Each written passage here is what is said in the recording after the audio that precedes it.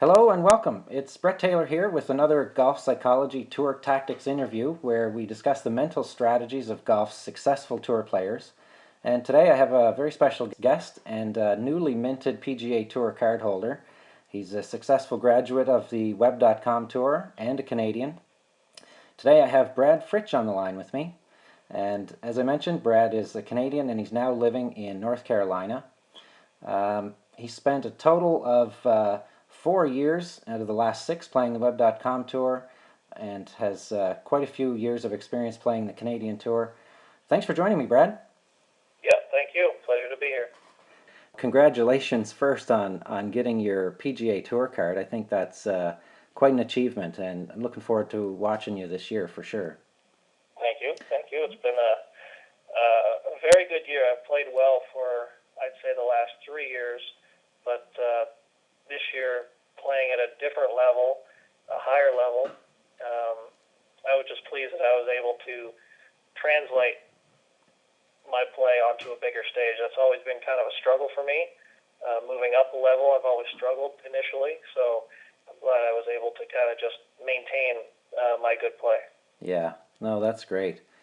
I've seen, we talked briefly about your progression over the last number of years, and from the Canadian Tour, now the PGA Tour Canada and the Web.com Tour, and then back a little bit, and then back up again. And what's made the difference for you in getting from PGA Tour Canada to PGA Tour? How did you do it in your mind? Well, I found the right teacher. I've said this a few times in the last little while, that you can always find a mentor, find a teacher, an instructor. You can find those anywhere, but you have to make sure that you're getting the right information. And I think a large majority of that decision has to be based on the fact of who that person also teaches and whether they're successful at a high level. And it kind of, I've always been stubborn with regards to teachers. I've always thought that I should be able to do it myself and fix it on the road on my own. But in the last four or 5 years, I've kind of accepted that you need help.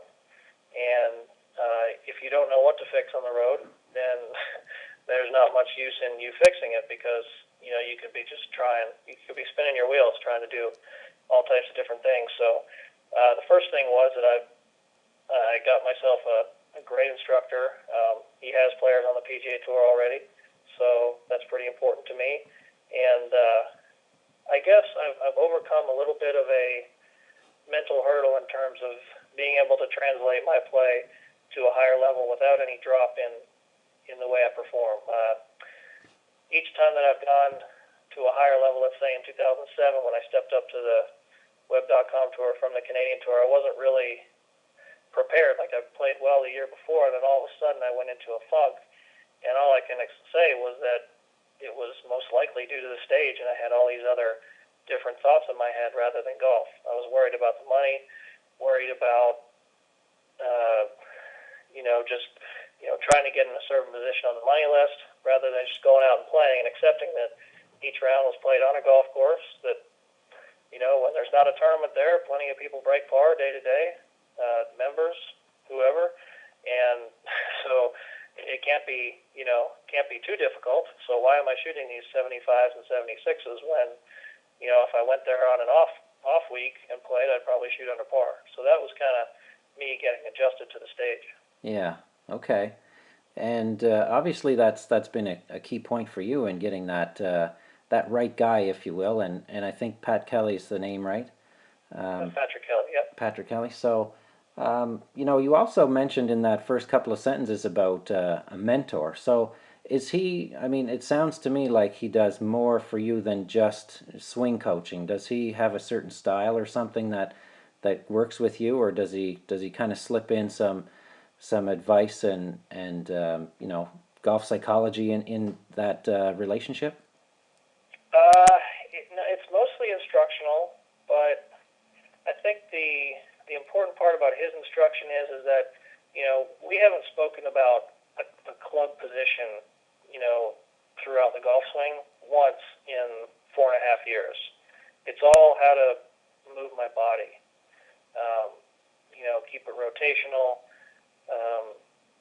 the separation between my upper and lower body, stuff like that. So we've never discussed, okay, the club at this point has to be here, or the face has to be, open right here, or whatever. We've never talked about that, and I think that's important because if you're not trying to manipulate the club, then there's a lot more, there's fewer thoughts going through your head, and you can concentrate on, hitting a good shot instead of concentrating on some kind of swing mechanic. I think that's been proven that, guys who think about swing mechanics kind of paralysis by analysis type thing. Absolutely, yeah, for sure. Yeah. But in terms of his mental, we don't really do mental coaching, but it's more course strategy, stuff that sometimes people don't think of, like even lines you take off the tee.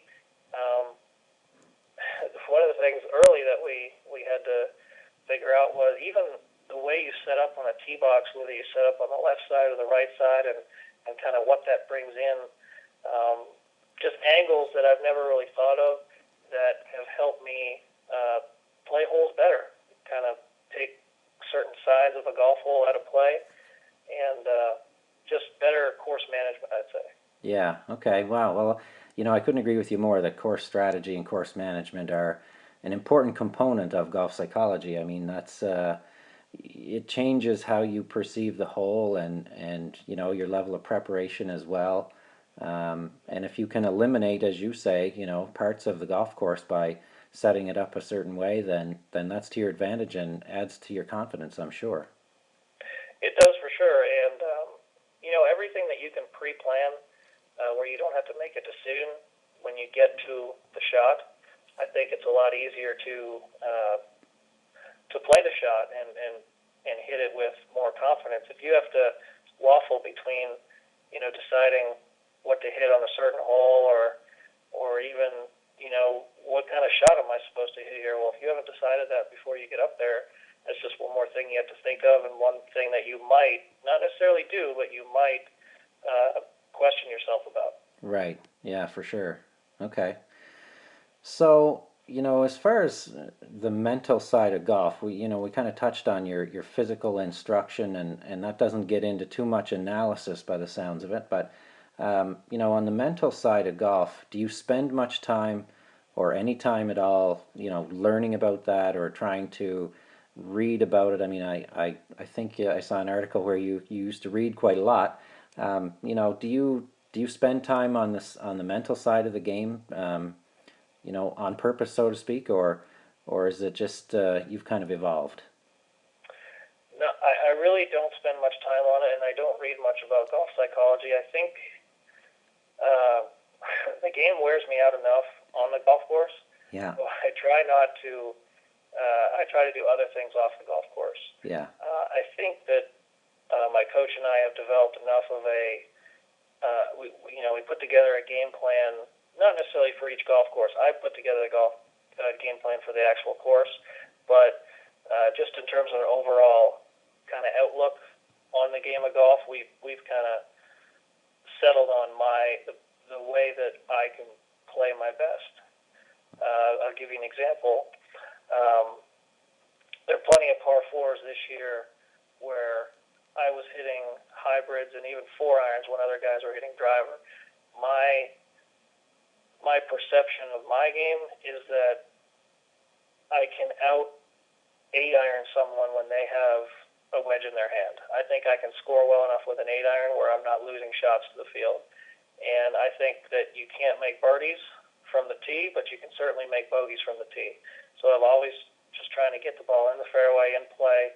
I wouldn't call it ultra conservative, but I mean, I definitely lay back a little more than most guys, especially considering I'm fairly long. But again, that helps me, my length, because I can hit a hybrid, let's say on a par 4, and get it farther down the fairway than most guys would be able to.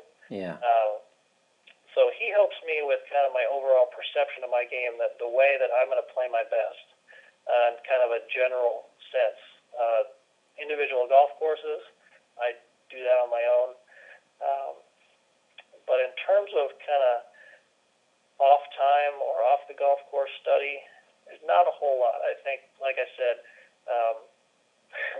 golf, wears me out, especially during a tournament. So I'm Yeah. just kind of, I try to do other things off the golf course. Yeah. Well, I think there's a lot to be said for that game plan and even hitting the 4 iron or hybrid off the tee in some cases. And what comes to mind for me is Bob Rotella's book. One of his books has a chapter called "Conservative Strategy, Cocky Swing," and I think it really does allow you to put a more confident swing on it when you know that there's no risk or less risk, and it's an easier shot to play. So I agree, and I also think that typically the guys who are making the most money out there on tour aren't the guys that are making the most birdies per round, but they're making the fewest bogeys per round. And I think my strategy of doing what I'm doing really allows me to take bogey out of play way more often than maybe other guys do. That's yeah, kind of yeah, that's the purpose of why I do what I do. okay. So just talking a little bit about goals, you've accomplished quite a significant goal here in the last few weeks. I don't want to suggest that you've accomplished your biggest goal, but do you set goals and where are you with goals? What's your take on that? I used to joke and make fun of people who set individual goals for themselves. And that's kind of ironic to me because this year I had, I wouldn't say specific goals, but I had a number in mind of how much money I needed to make to achieve certain statuses for next year. My initial goal for the year was to hit $50,000 on the web.com tour. That would ensure, give or take a few dollars, that would ensure top 100, which would ensure status for the next year. Once I reached that, I looked at, okay, what will give me full status for the next year? Well, that was going to be about $100,000. That's kind of historically what it would take. Yeah. So that was my next goal, was to hit 100. Once I did that, my next goal was to hit 185, which was kind of everyone's guess as to what the top 25 money winners would make. Yeah. And those were kind of individual checklists that I had that, I really wasn't focused on individual tournaments, week to week. Okay, I have to finish here this week. No, what I was really doing was just trying to chip away at those money, totals each week, and I felt that it was a good way to go about it because whether I made $2,000 1 week or 25 1 week, I would be kind of gaining momentum and keep adding to my total and kind of chipping away at those money totals, and it was a really good way of going about it.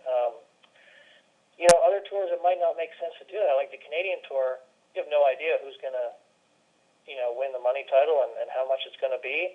So that wasn't really something I could do back when I was playing that tour, and I think it might have hindered kind of my progress. Okay. That I didn't really have a perception of what I needed to do. Right. I was just kind of playing week to week, and hope you play good, and whatever you do, you don't, because there's no incentive on the Canadian Tour where you're moving up. Not back then. Now obviously there will be. Yeah. But it's kind of more, there's clear-cut definitions of what you need to do on the web.com tour to move up, and that's kind of what I was focused on, was those money totals and chipping away at it. I use that term about 400 times this year in interviews. And, I just made sure all year that I didn't waste any shots, too, because I've heard those stories about guys that, missed by a couple $100, and there might have been a round in, Right. March in the fourth round where, you kind of just sit out, screw it, who cares what I do? Right. Shoot 78, maybe 76 in the end would have gotten your tour card. Yeah. Well, that's true. I just made a conscious effort to focus on that all year. Okay. On the same topic of goals, this I know in reading some of your recent interviews and whatnot that you've been asked, probably mostly by family more than anybody, throughout your career, what's plan B if you don't make it, sort of thing. And I love your answer of, there is no plan B, that you are going to make it. And, when it comes to, there's a lot to be said for that. I think it speaks to dedication, commitment, perseverance, and some might have some other answers for it, but really, when we're talking about goals, you were committed to this goal of getting to the PGA Tour, and I'm just wondering if you could speak to that a little bit. Yeah, early on, you would have had to have a crystal ball to say that I was going to get to the PGA Tour because you and I played together, and we didn't exactly light the world on fire at the time, and No. My game wasn't exactly it wasn't even close to what it is now, but I think one of the things that maybe helped me with the perseverance and the dedication to getting here would be the fact that I set myself up beforehand. I got my college degree. I did well in school, and I had something to fall back on if necessary. But at the same time, I didn't have anything specific in mind, and I think that maybe helped. Let's say I had a father who had like a family business for me to go back and run just in case. Well, that would kind of almost make it an excuse. Sure. To have that fallback position. So I didn't want to think about what else I could be doing because I was doing exactly what I wanted to be doing. And it's just I had that support too that made sure that I didn't have to think about what I could be doing instead. That's extremely important, and I was fortunate, and not everyone has that opportunity to kind of keep going even though you're not making money. So yeah, that was kind of okay. I can't overstate how important that is, but at the same time, like I said, you set yourself up early, to have the education, but at the same time, I think if you form a backup plan specifically, it almost provides an excuse, in my opinion. Yeah, no, I agree completely, for sure. And with the goals that you've set this past year for the web.com, those different money milestones, if we can call them that, have you sat down and sort of put any thought into this coming year with the PGA Tour? Not necessarily looking to get into what they are, but have you sort of done the same exercise? It's going to be a little bit more difficult this year specifically because this is the first year where it's all going to operate on FedEx Cup points. But if it didn't, if it worked out some money, I would kind of know generally, the money totals that I would need. I think one of my other goals, I should have said earlier, one of my other goals was to get in contention and perform well in third and fourth rounds, especially when I was in final groups. And, that's kind of a general goal, but it's also a specific goal of mine was if you started to struggle during the final round to identify what was going wrong and not to panic and make sure that you're able to at least grind the round out. And there was one specific round this year where a couple of years ago it wouldn't have happened. I would have shot 77 or 8. And I think I only ended up shooting one over on a tough day and was still in the second last group on Sunday after that. So I should have mentioned that. It's more of a general, on-course goal that I had. But okay. Translating to next year, I think that's kind of what I have to focus on is making sure that I, don't get too fast, don't look too far ahead, and just kind of focus on the golf course and my game because there's so many distractions out there. So basically, the answer to your question is going to be really tough to set those specific money milestones next year. Yeah. So I think one of my goals that will be similar next year is if you get in contention, to kind of make sure that you're not looking too far ahead, not thinking about the money, the finish, who's watching, whatever. Yeah. But, as I go on next year, I'll kind of understand the point system more too. So yeah, I will probably be able to kind of adjust those mid-year. Yeah, for sure. When you get in contention, not if. Exactly. There you go. So, just want to get into some of some of the topics that most people would consider near the top of the list for golf psychology, sports psychology. Visualization and pre-shot routine and that sort of thing. Do what does that mean for you? And as far as when you're hitting a shot, or even when you're setting up that game plan that you talked about earlier, do you spend some time the night before looking through the course in your own head, and even when you're on the course, preparing to hit a shot? As far as visualization, how does that fit into your game? Nothing like you see maybe some guys whose eyes flutter before they hit their shot. They're standing behind the ball. I've seen a few guys do that. I'm nothing like that. I'm more of a numbers and analytical type player. And one thing I'll do during a practice round is decide from what approximate yardage I'll be looking to hit my approach shot from. So on a par 4, I'll be looking at a certain spot. It's usually either short of a fairway bunker, or in a spot where I can carry the fairway bunker. Just places where I want to hit from, and then get that yardage, what it is to that spot, and then you don't have to decide what club you hit off the tee that day. You just say, okay, it's 280 to that spot. You can adjust for wind condition and everything. It's howling downwind. Well, 280 is probably going to be a hybrid. If it's 20 miles per hour downwind. If it's no wind, then I'll probably hit a driver. And just those certain things where you don't have to make those decisions on the fly. You say it's a 280-yard shot, gauge the condition, and go ahead and hit it. So that's my kind of my practice round process. Okay. In terms of, I don't really do any of that visualization. I'm more of a pick a target and swing it at the target type of player. I guess you could say that I see a pretty consistent shot.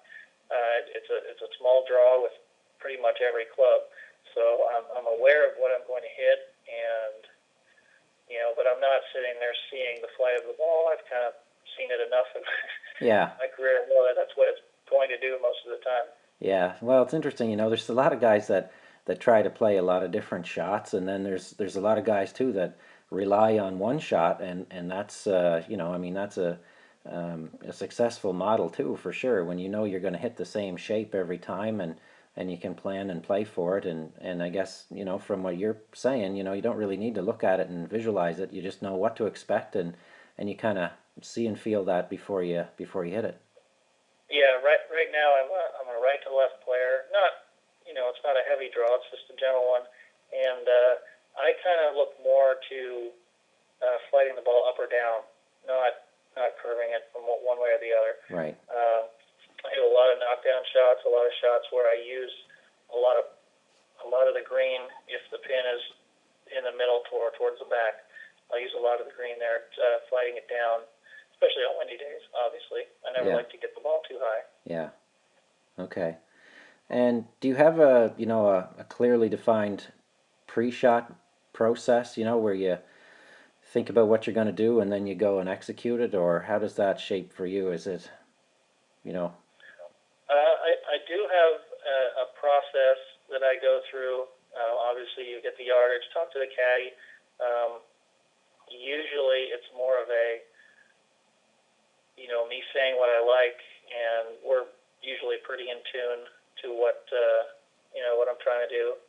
Typically, we see eye to eye in pretty much every shot, but it's more of a confirmation. If he doesn't like it, he'll say so. But I grab the club. One thing that I think I need to pay more attention to, and maybe this will get me to this talk, is making sure I take a practice swing that is purposeful. A lot of the time, it's a swing to stay loose. It's a swing to maybe, I haven't swung in 5 minutes, so that's why I'm taking the practice swing. But especially in pressure situations, what I found is that I get really quick. And one thing that really helped me just this last event, the Tour Championship, was making sure I took this really slow, deliberate golf swing on my practice swing. and that helped me stay slow over the ball. So that's something that I can probably improve upon. But I pick my targets. It's more often than not right of the flag or right center of the fairway, and I put the club up to kind of, if there's a tree in the distance that I like, I make sure that the shaft of the club covers that target, and I always have a specific spot in front of the ball that I'm aiming my club face at. I always have struggled with alignment, and that's the best way that I've found to make sure my alignment's really tight is holding that shaft over my target and making sure that I can see that spot in front of my ball. Yeah. And then once I get over the ball, just fire away. Okay. So when you're over the ball and ready to go, are you just thinking about your target? Is that? At that time, I've just got one little swing key. It's I just want to make sure I start my lower body first, my hips, and then let my club follow. So that's kind of my one quote-unquote swing thought. It's more of I guess it's called a trigger more than anything. And that's what I want to make sure is that I get a little hip turn before I start with my club. Okay. It's just listening to, all of our discussion and putting it together a little bit. I hear a lot of learning about what works for Brad Fritsch. You've talked about a few different things and just, throughout the years, I guess, you've sort of developed and figured out what works for you as far as an instructor and how to move your body a certain way and what works for you on your routine and how to all these different factors. It seems so. Is that a big part of your success in understanding what works for you specifically with that? Another one is the slow practice swing. I think so. I think a lot of what's happened this year is that to maybe not the detriment, but sacrificing maybe some stuff that others wanted to do, like, oh, let's go have a gambling practice round, or let's go do this after the round or whatever.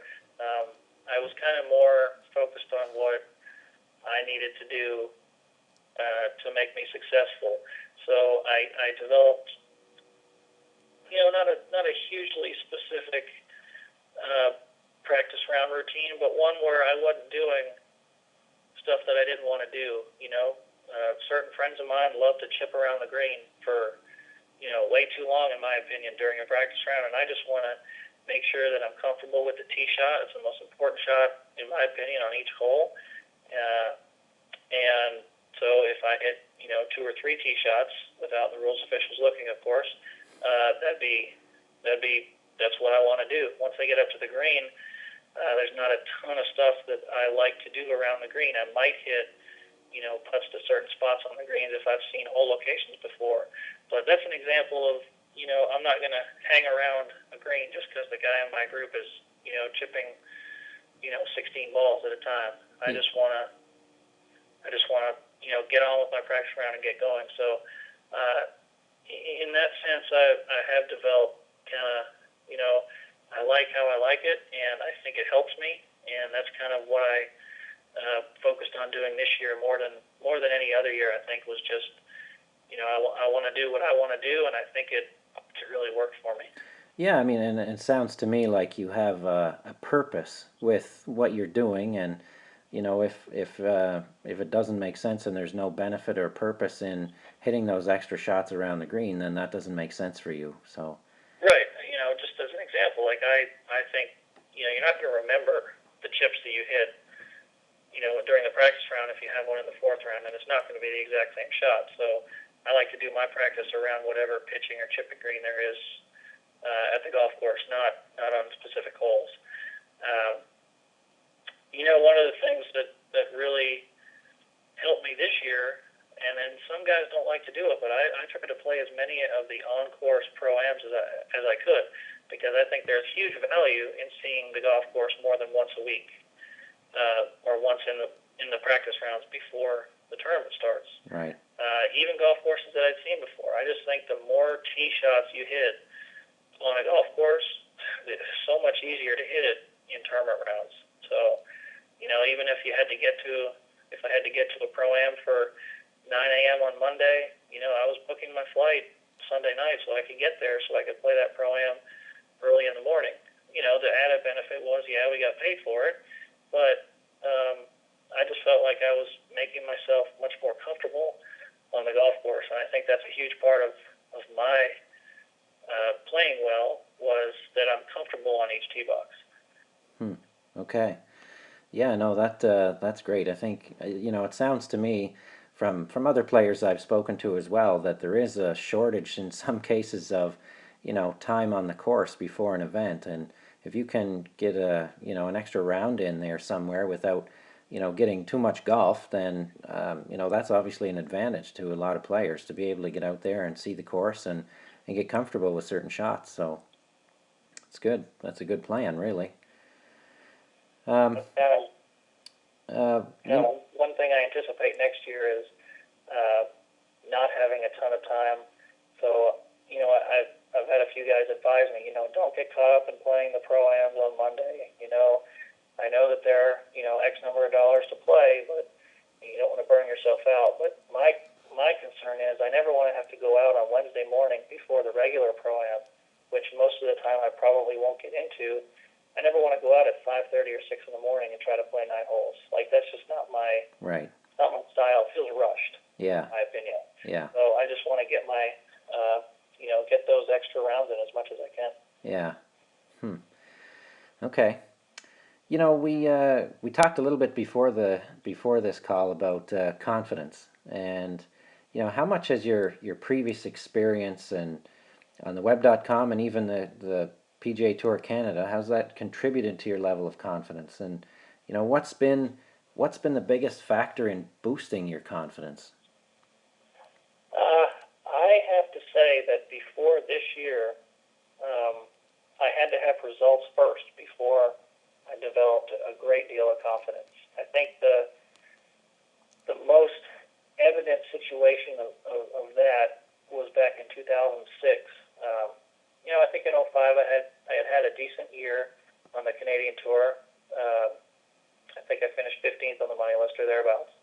And in 2006 I wasn't breaking an egg. I think I had $3,000 in the first 4 events, and I went to U.S. Open qualifier, and I qualified.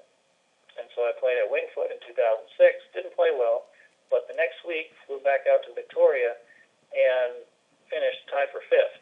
And that kind of, if you looked at my previous season in Canada, that was just kind of out of nowhere. And I think the best thing that I can say was that I stood there in Victoria on every tee box and said, well, this is nothing. Last week I was playing in front of thousands of people, and I was playing on the hardest golf course I've ever played on. So this, in comparison, is nothing. So let's do it. Let's go. So that was kind of the first time that a result or a bigger stage that I played on contributed directly to success on a smaller stage. And I think if you look at my career, what we talked about before, of that slow, steady progression, it was always, I needed a small breakthrough to get that level of confidence and to continue playing well. So I think this year was the first time that I didn't really have a situation affect me positively. Like, I didn't have that breakthrough that made me have confidence. I just think that with everything that I did last year, getting back on the web.com tour, so got to finals last year and almost got my tour card, and then starting out the year fairly well this year, I think it was just a gradual realization that, okay, I belong here, and there's no reason for me not to play well. So that was this year was the first year I haven't needed that kind of breakthrough performance in order to buoy my confidence. Wow. Yeah, there's a few things in there that I'd like to touch on too, and that's that 2005, 2006. You said the U.S. Open qualifier, then you had a T5 in Victoria, and I believe that was the year you had also won the Azores Open. Is that right? That was later in the that was in October. So Yeah. obviously everything that year stemmed from the U.S. Open, I think. Yeah. Well, There was a certain pride in being, I think I was the only Canadian to qualify, other than the ones that were already qualified through the ranking system. I think it was Mike Weir and Stephen Ames, and then just me. okay. There was, that realization, there's no other Canadians here. Okay, obviously I must be doing something right. It was always, and I still have that a little bit, of that kind of, well, I'm not that good. Eventually, all these results, Yeah. Eventually I have to tell myself, well, you do belong here. You do. You've earned it. Right. So, that specific instance in 2006, that definitely, it paved the way for the whole year, really. Yeah. It's I've seen that sort of progression with a lot of other players actually, where, and even with that exact same example where, qualified for the US Open, then come back from the US Open, kind of jacked up, and then you go and play on a smaller level and feel like you're the big fish in the small bowl now, and then having a big performance, and it leads into bigger things. And it's I don't know how to really frame a question around this, but it's perception. I mean, nothing really changed other than your perception of what's happened or what event you're playing relative to your recent experience. So, your game didn't change. You didn't start playing new clubs or anything like that. And I heard, in that discussion, you had mentioned a couple of things of, it almost sounded like you sort of talked yourself into it. This is a smaller event. Let's go, you said. And it really was. I wonder if really you talked yourself into that. And one of the things that I've been talking to the players about is self-talk, and what you tell yourself, and those examples that you just gave of downplaying that smaller event, and talking yourself into a higher level of performance. So maybe you didn't recognize that, maybe you did, I don't know, but at some level, I think, and what I've heard from the players I've interviewed is that self-talk does have a considerable impact on confidence and your performance. And I'm just wondering if you sort of recognize that, and it sounds to me like some of the stuff you're saying is you're almost talking yourself out of it a little bit, but you realize that the results are justified, that you do belong out there, and you do have that high level of performance. So, what do you think about self-talk? Is that something you recognize, or is it not? In terms of certain events and how I perceive them, and maybe trick myself into thinking it's just another day at a golf course. I think that the level that I've played at this year and that I will play at next year, I don't think that's an available. I don't think I'll be able to use that, but I think that it was a necessary tool early on in my career. What we just talked about, the U.S. Open, and then back to the Canadian Tour. I used to have a lot of bad self-talk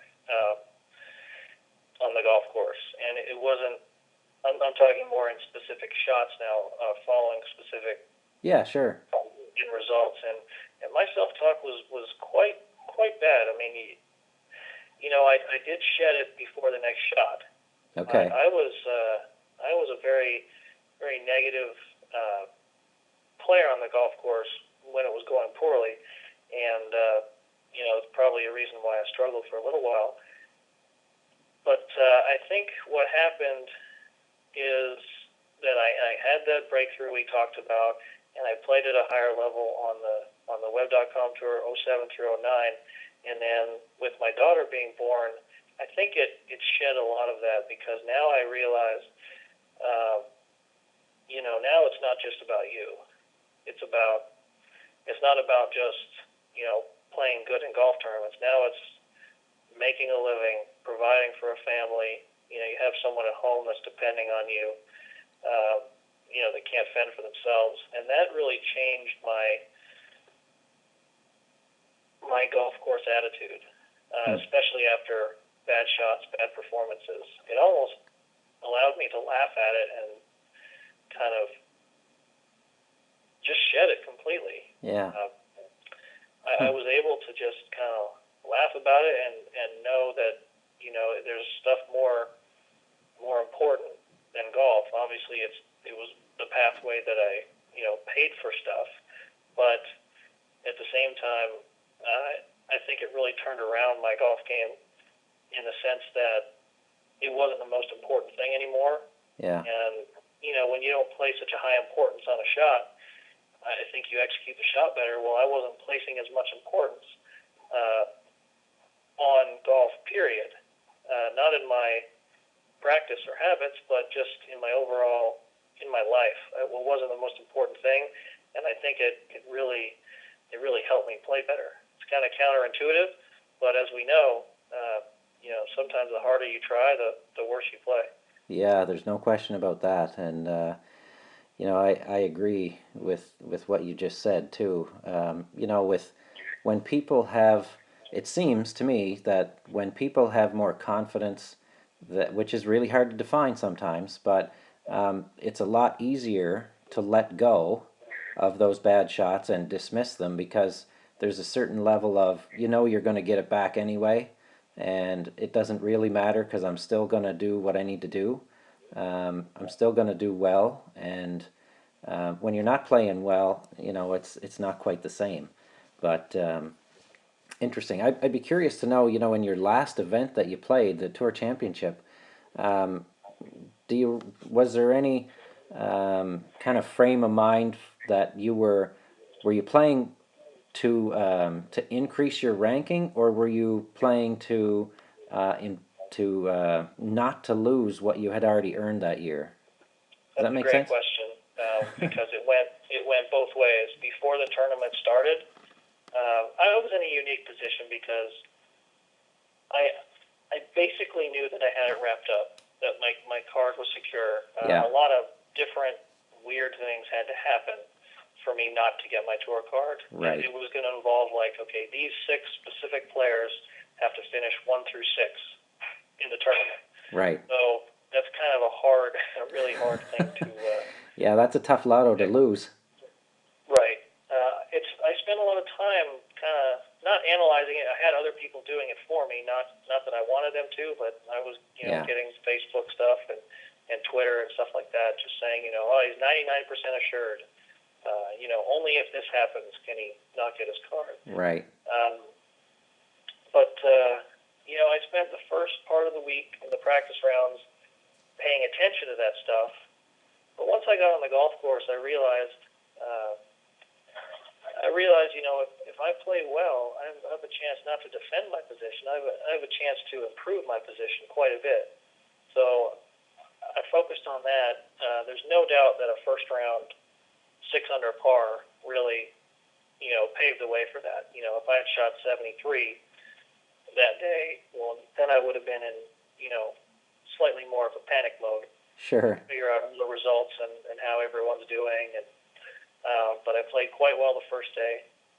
But I think once I got on the golf course, I really just focused on playing well. I think a lot of my success that week stemmed from the fact that I had played there before. I played second stage at Tour School there last year. I played really well. It was a long golf course. It suited my game.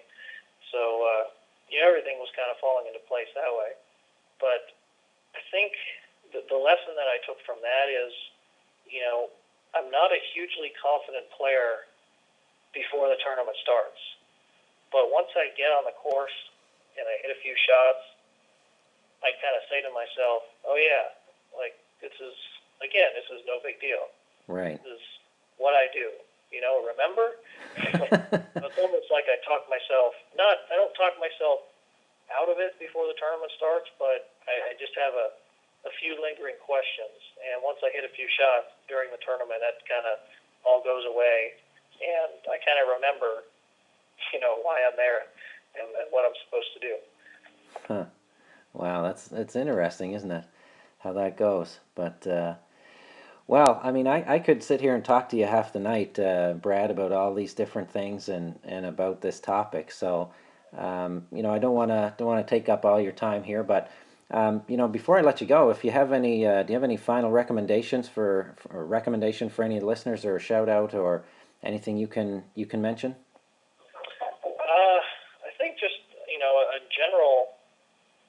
general lesson that can be learned from what's happened over the past couple of years for me is that if you are nice to people and if you cultivate relationships and you show interest in what they do, then they'll show interest in what you do. And if you're a golfer, uh, people want to help.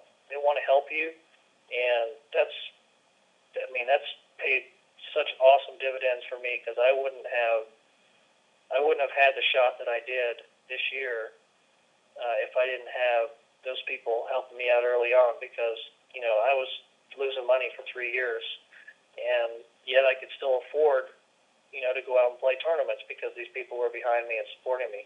So that's one thing. The other thing is that one thing we talked about earlier was the whole mentor, teacher, instructor relationship. You got to make sure you're having the right information conveyed to you. And a lot of people have a lot of information, but it has to be the right information, or else it's not going to help you. It's going to hinder you. So it's a tough decision to make. To decide what information is the best, but nobody knows one's own golf game better than the player himself. So I think you decide how you play the best and go from there, and then decide who the best person is to keep feeding you the information you need to succeed. Wow, there's a lot of experience in that advice, that's for sure. Again, yeah, it's been great, Brad, catching up with you, and I look forward to following you this year. Might even see you out there once, hopefully. So best of luck this year, and look forward to keeping track of you. All right, Brad, I appreciate it. It's been good catching up with you. It's been a long time. It sure has. Okay, thanks, Brad. Okay, thanks a lot. Bye.